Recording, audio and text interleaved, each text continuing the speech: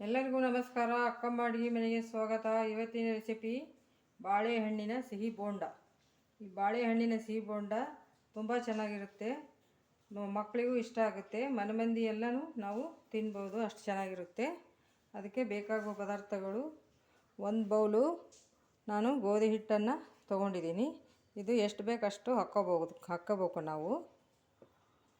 ಹಸಿ ಕೊಬ್ಬರಿ, ಫ್ರೆಶ್ ಆಗಿರೋದು ಹಸಿ ಕೊಬ್ಬರಿ ತೊಗೊಂಡಿದ್ದೀನಿ. ಸ್ವಲ್ಪ 1-2 ಸ್ಪೂನು, 2.5 ಸ್ಪೂನು ಸಕ್ಕರೆ ತೊಗೊಂಡಿದ್ದೀನಿ. ಏಲಕ್ಕಿ ಪೌಡ್ರು, ಗಸಗಸೆ, ಒಂದು ಸ್ವಲ್ಪ ರುಚಿಗೆ ಉಪ್ಪು, ಎಳ್ಳು, 1 ಸ್ಪೂನು ಎಳ್ಳನ್ನು ತೊಗೊಂಡಿದ್ದೀನಿ. ಆಮೇಲೆ ಸ್ವಲ್ಪ ಹಾಲು, ನಾವು ಹಾಲಿನಲ್ಲೇ ಕಲಿಸ್ಕೊಂಡ್ರೆ ಸ್ಮೂತಾಗಿ ಬರುತ್ತೆ. ಇದನ್ನು ಮೊದಲಿಗೆ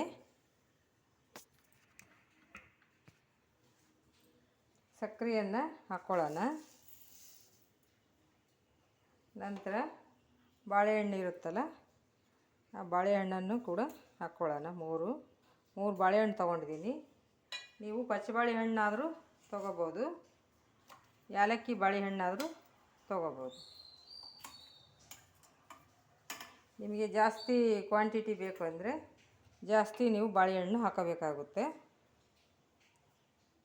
ಸ್ವಲ್ಪ ಕೊಬ್ಬರಿಯನ್ನು ತೊಗೊಂಡಿದ್ದೀನಿ. ಇದನ್ನು ನಾವು ರುಬ್ಕೊಂಡು ಬರೋಣ.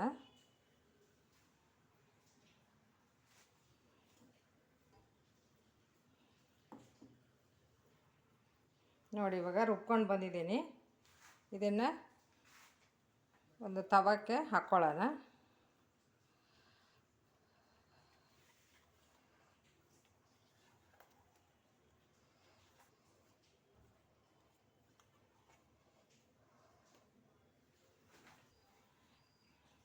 ನೋಡಿ, ಇವಾಗ ಬಾಳೆಹಣ್ಣು ರುಬ್ಕೊಂಬಂದಿದ್ದು ಒಂದು ತವಕ್ಕೆ ಹಾಕ್ಕೊಂಡಿದ್ದೀನಿ ನಾನು.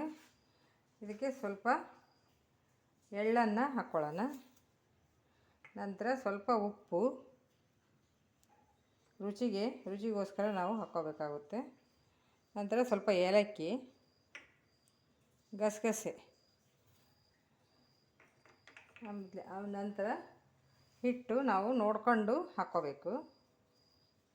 ಇಷ್ಟು ಹಾಕ್ಕೊಂಡು ಕಲಿಸ್ಕೋಬೇಕು ನಾವು.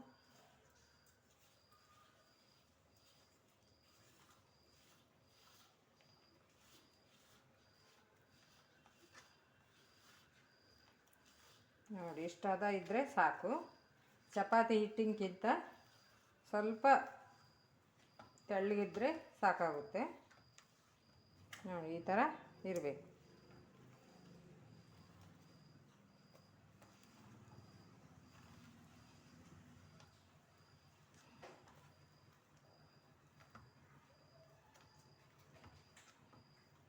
ಚೆನ್ನಾಗಿ ನಾವು ರಾಸ್ ಮಾಡ್ಕೋಬೇಕಿದ್ನ.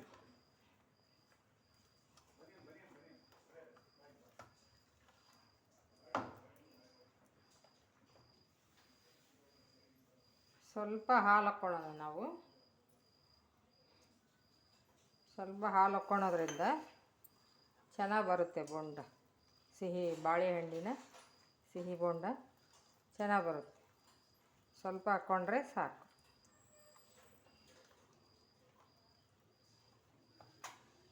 ಈ ಥರ ಸ್ಮೂತಾಗಿರಬೇಕು. ಒಂದು 2-3 ಸ್ಪೂನು ಹಾಲು ಹಾಕ್ಕೊಂಡ್ರೆ ಸಾಕಾಗುತ್ತೆ.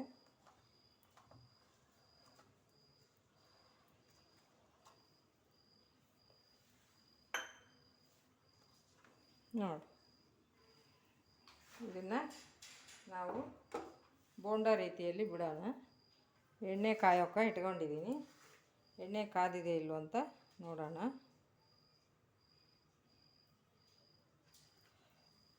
ಕಾದಿದೆ ಎಣ್ಣೆ. ನೋಡಿ, ಈ ರೀತಿ ಬಿಡಬೇಕು. ನಾವು ಮಂದ ಉರಿಯಲ್ಲೇ ಇಟ್ಕೋಬೇಕು ಗ್ಯಾಸನ್ನು.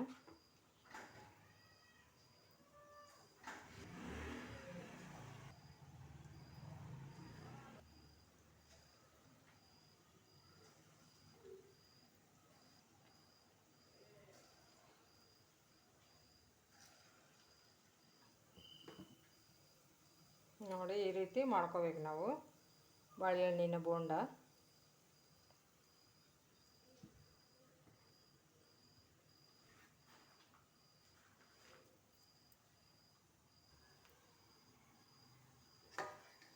ನೋಡಿ ಈ ಮಂದ ಉರಿಯಲ್ಲೇ ನಾವು ಇಟ್ಕೊಂಡು ಇದನ್ನು ಬಾಳೆಹಣ್ಣಿನ ಸಿಹಿ ಬೋಂಡನ ಬೇಯಿಸ್ಕೋಬೇಕು ನಾವು.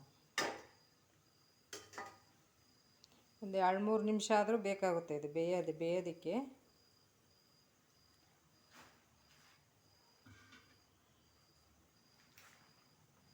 ನಾವು ಹೈಯಾಗಿ ಇಟ್ಕೊಂಡು ಬೇಯಿಸ್ಕೊಂಡ್ವಿ ಅಂದರೆ ಒಳಗೆಲ್ಲ ಹಸಿ ಹಸಿ ಹಂಗೆ ಇರುತ್ತೆ. ಅದಕ್ಕೋಸ್ಕರ ನಾವು ಮಂದ ಉರಿಯಲ್ಲೇ ಬೇಯಿಸ್ಕೋಬೇಕು.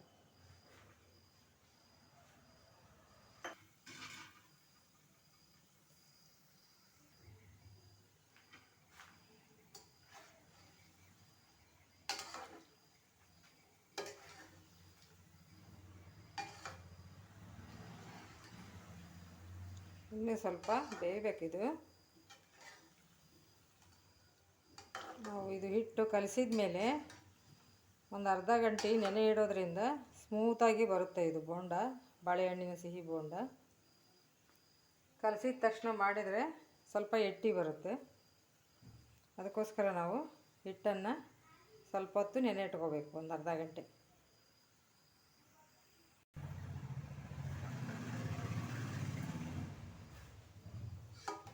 ನೋಡಿ ಇವಾಗ ಆಗಿದೆ. ಈಗ ತಕ್ಕೊಳ್ಳೋಣ ಇದನ್ನ.